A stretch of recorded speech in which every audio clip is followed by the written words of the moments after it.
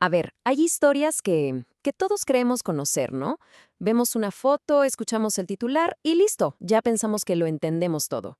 Pero la historia de Armero, es mucho, mucho más que la simple crónica de un desastre natural. Es la historia de un paraíso que se perdió y sobre todo de una catástrofe que, como vamos a ver, nunca, pero nunca debió ocurrir. Y es que, para entender la tragedia, primero hay que entender qué se perdió. Antes del lodo había recuerdos. Recuerdos como este, el de la abuela del periodista Mario Villalobos. Imaginan la escena. Va en un avión, mira un colchón de nubes y le dice a su nieto: así eran los campos de algodón de mi niñez. Porque Armero no era un pueblo cualquiera. No, no, era una tierra de una prosperidad increíble, un lugar lleno de vida, un paraíso que parecía, de verdad, eterno. Y de repente, en una sola noche, todo eso desapareció. Se borró del mapa. Casi 25.000 personas. 25.000.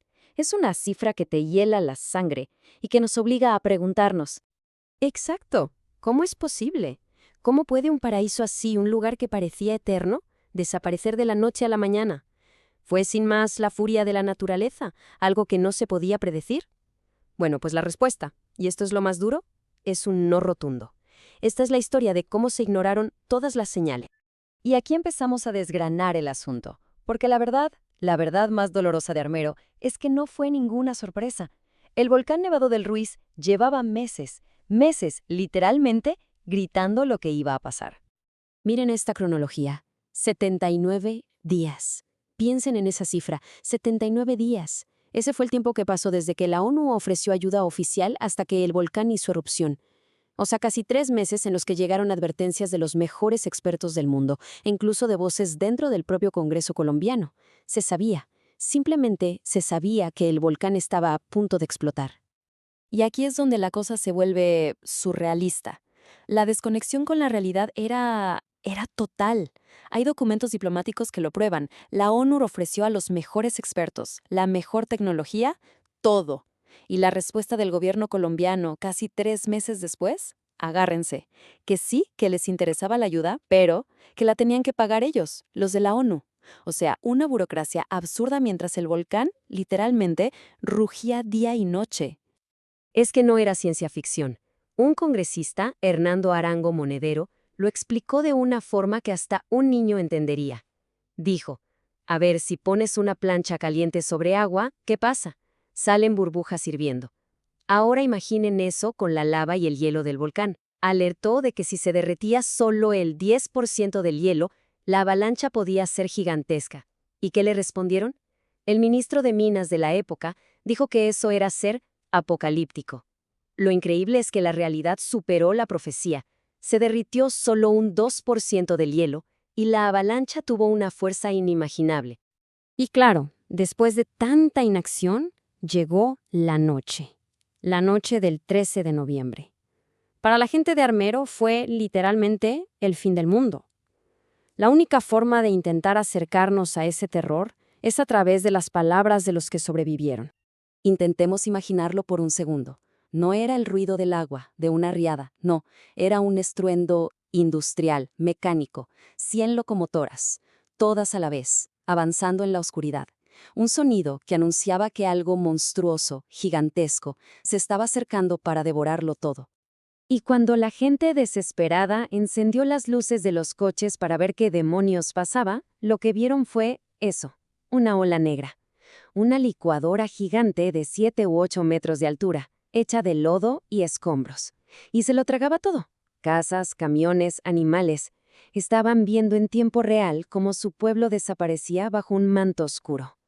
Y para que nos hagamos una idea de la escala de esto, 350 millones. Esa es la cantidad de metros cúbicos de lodo y escombros que impactaron Armero. Una fuerza descomunal, una fuerza que había sido calculada, una fuerza de la que se había advertido, una fuerza cuyas consecuencias humanas se podrían haber evitado. Uno pensaría que la tragedia termina cuando el lodo se detiene, ¿verdad? Pues no. Para los supervivientes de Armero, ahí empezó una segunda catástrofe. Una que se ha alargado por décadas y cuyas heridas a día de hoy siguen completamente abiertas. Y de todas esas heridas, quizá la más profunda, la más dolorosa de todas, es la de los niños perdidos. Una generación entera, que fue separada de sus familias en medio de todo ese caos. El proceso fue trágicamente simple. En la desesperación de los rescates se cometió lo que algunos llamaron fríamente un error operativo. ¿Qué pasó? Los niños que eran rescatados iban a albergues, sus padres, a menudo con fracturas múltiples, a hospitales. Pasaban meses recuperándose, y cuando por fin les daban el alta e iban a buscar a sus hijos, la respuesta era siempre la misma: aquí no están, se habían evaporado. Hoy, a día de hoy, hay 584 casos documentados. Y ojo, no los tiene el Estado, los tiene una fundación privada, la Fundación Armando Armero. Son 584 familias que siguen buscando a esos niños, que hoy serían adultos, padres, incluso abuelos. Es una búsqueda que se financia de forma privada, un testimonio brutal del amor de esas familias y también de la negligencia del Estado. Y por si todo esto no fuera suficiente, en medio de todo ese dolor, ¿qué apareció? La corrupción. Hay un expediente judicial de más de 1000 páginas que detalla cómo la ayuda humanitaria se manejó de forma indelicada, por decirlo suavemente. El ejemplo de la ropa es que no tiene nombre. Se cambió 1 tonelada de ropa donada por 800 huevos, que nunca llegaron. Y mientras tanto, esa misma ropa se usaba para rellenar colchones y venderlos, hacer negocio. Al final, ¿qué pasó? Nada. El caso se alargó y alargó hasta que los delitos prescribieron. Nadie pagó por nada. Pero, a ver, en toda esta historia de fracaso hay un contrapunto.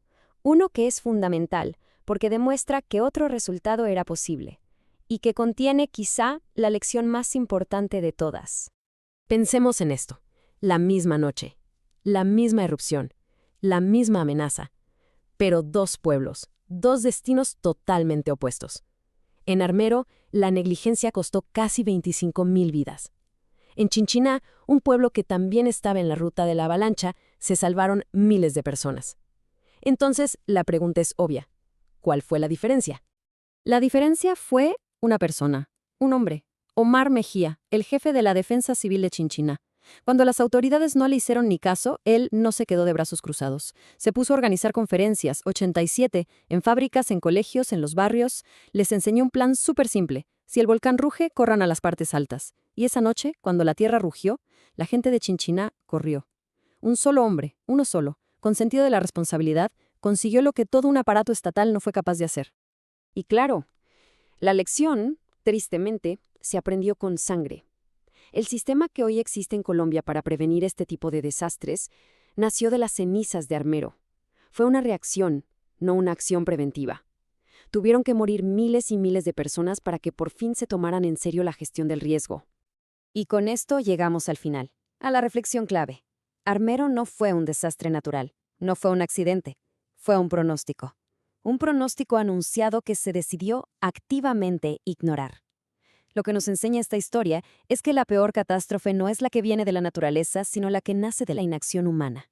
Y la pregunta que queda ahí flotando casi 40 años después es si como sociedad hemos aprendido de verdad a escuchar las advertencias antes de que sea, otra vez, demasiado tarde.